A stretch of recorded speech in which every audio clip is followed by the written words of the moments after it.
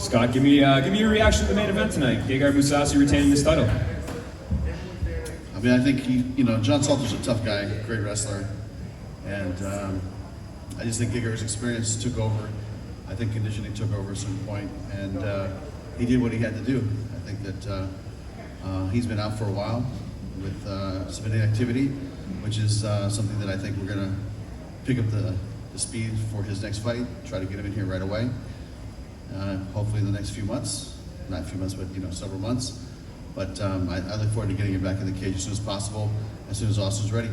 Yeah, and I was going to say that matchmaking's evident. Usually you say, oh, we got to go back and talk to the team and spend the next couple of days discussing options. But you guys had your mind set. What is it about Austin? How did he earn this title shot, so to speak? I mean, look at his performances here.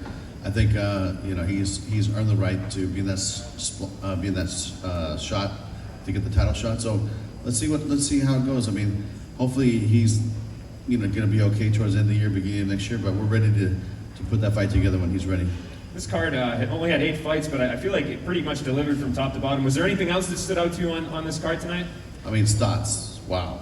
I mean, wow. That kid is amazing. So he fought a tough Magomedov, and to me, I think he clearly won. So I know sooner or later people are going to start talking about or whispering about the 35-pound tournament. I think it's more and more likely that we're going to head in that direction. And we got some great 135s, and maybe next year that'll be the division. But man, when you see performances like that from Stotts, I was really impressed. In the co-main event, your former champion Andrei Koreshkov's back in the mix finally. You have a lot of Russian fighters that are asking to be on that card in Moscow. Are you gonna be able to fulfill all those requests? The answer is no, because there's too many.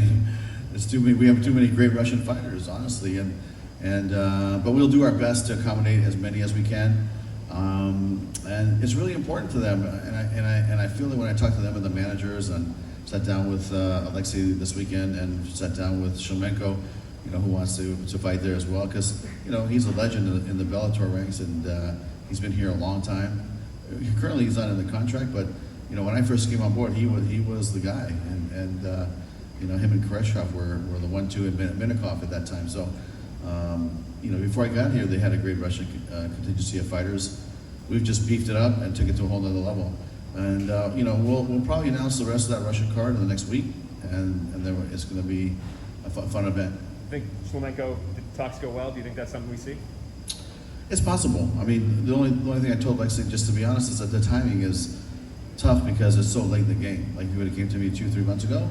But the reason why, like for instance, like Koreshkov hasn't been here fighting, or Alexei's guys, is that it's the visa issue trying to get him into the country. So we've been able to get some of the Russian athletes here, and some we have not been able to get here. So timing.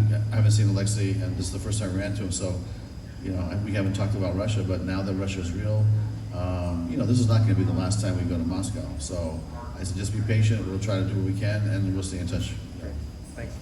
Scott, congratulations on another tremendous show. Talk about the crowd for a second. We've been here with Mohegan Sun, I think it's like 20 in a row. Yeah. I've never heard Mohegan Sun louder, from the very first prelim all the way to the main event. Talk about the crowd for a second. It felt great, and remind me of LA a couple weeks ago. I mean, to have people in the building, it just feels great. And I was telling somebody earlier, I said, you forget how important the fans are until they're there.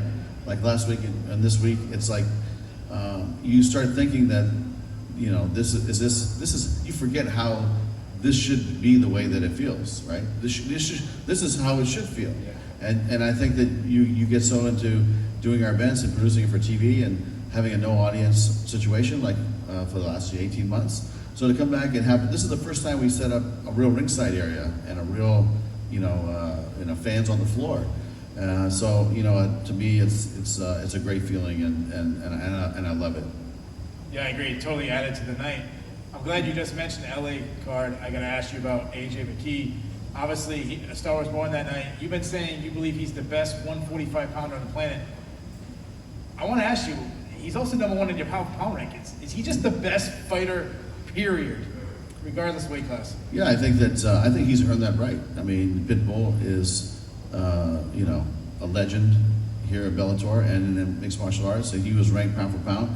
And you know, I take my hats off to AJ because he took care of business. And you know, he told me a week before the fight, or maybe the week of the fight, he said, "This is going to be an easy fight, Coker." I said, "Really?"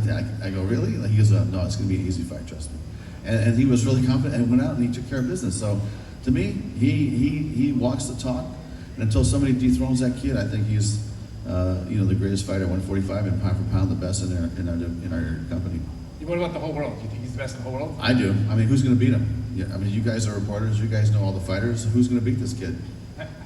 Yeah, he is that good. So, you know, I think that when I first saw him fight years ago, you know, I saw something in this kid. Saw a lot of potential in him, and he had a little swagger, had a little, you know, gift of gab, and could, you know, he had that it factor, and he has developed into a big star. And you guys saw it the other night, and the way he fought Pitbull, man, was, you know, listen, it's very rare that you see such a dominant performance in such a big fight like that, right? So it was his night.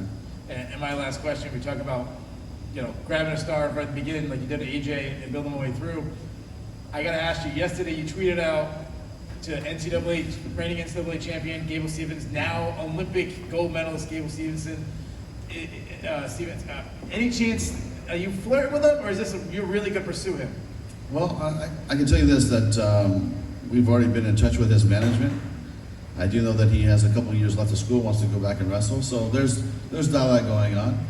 But I think he really wants to wrestle right now. But if he wants to come to MMA, we'd love to have him here. I think nobody builds athletes from, like, say, the wrestling or build them from ground up the way that we do. I think we're the best at it, and I think we'd be a great home for him. There was a lot of disappointment that we didn't get the Legends versus Legends fight with Fedor, but, you know, okay, JDS, you know, Overeem are still available. Is there still a possibility they could come to Bellator, or is that unlikely at this point? I mean, you know what, to me, we have so many fighters under contract. If there's a necessity for it, like if Fedor would have said, "Oh, I want to fight this guy or that guy," then we would have probably put it together. But, you know, Fedor wanted to fight Tim, and this was, like I said in a couple of interviews, this is something that he decided, I think in his mind, when Moldavsky fought here, and Tim fought Moldavsky, and he came to me and he said, "Look, I want to fight Tim if he beats Moldavsky, and I want to fight for the interim belt against Tim." So in his mind, I think he planted the seed there, and you can't blame him. I mean, Tim's ranked number 2 or 3 in Bellator, and so, you know, he wants to test himself and continue to you know, fight the top guys. So that's something that's going to be up to him. The other guys, listen, you know, they've all had great runs. You know, a lot of these guys are legends, and if we, you know, decide to have a fight or two, you know, it might happen, but we'll see how it goes. A lot of people were disappointed when Yoel Romero, you know, didn't get his debut for the Grand Prix. Now, he didn't clear medicals. He cleared them now. Could you give any details on why he was able to clear them now? What changed, or is just kind of just one state's medical testing to another? What's the difference? Yeah, I mean, that's something I think you'll have to ask him and his management, you know, because that's really between them and the athletic commission. So, but I've heard that he's cleared, and obviously we wouldn't have booked him if he wasn't, so he's good to go. We have a great fight in San Jose, which I'm really excited about because, you know, San Jose is such a great fight town. We've had such great events there in the past with Strikeforce and with Bellator. It's going to be, I think it's been 2 years since we've been back, so I'm really excited about that fight. And Yoel and Phil is going to be a great matchup, so you know, I'm looking forward to that. Hey Scott, congratulations on a great run and a great cap off to Mohegan's son. Listen, I got a 2-part question. Jake Hager's been asking for a fight, you know, and he's got the AEW, everything rolling. Mm-hmm. You know, when are we going to see him fight next? And my second part is Charlie Campbell, amazing performance last time. Are we going to see more of him? Yeah, with Jake, you know, really it's up to him. We've been working around his wrestling schedule because, you know, he's been doing such a great job at the wrestling company. And so I think that, you know, when last time I reached out to my guys to reach out to him, I think he said at the end of the year, unless the Fedor fight was available. And if the Fedor fight was available, he would love to fight Fedor in Moscow. I think that would have been a crazy promotion, you know, and I don't know how, you know, great of a fight it would be, but it would be a great promotion. But, you know, one thing when you deal with heavyweights, man, you never know, because one punch That's all it takes. You know, whether the guy's ranked 1 through 10 or not ranked, or he's just a big guy or pro wrestler. I mean, Jake's got skills, but it would have been interesting. But Fedor just said, "Look, I want to fight the top-ranked guy, and that's the direction I want to head." So. Just a quick update on the Charlie Campbell situation. Yeah, I'm not really too familiar with that, so I'll have to get back to you. Hi Scott, thanks for the time today. I saw that the UFC parted ways with Kai Kamaka. You know, he's a familiar face. He's fought for Bellator. Are you interested at all in re-signing him? Yeah, I think my guys are talking to Brian and see if they can put something together. I'm not sure, but that's something that we'll know in the next week or two. And with Stotts versus Pettis on the horizon, do you think we might see Bellator in Milwaukee? That's a possibility. We definitely had that conversation to come do a fight in Milwaukee with the venue there. That's a possibility, but we'll see.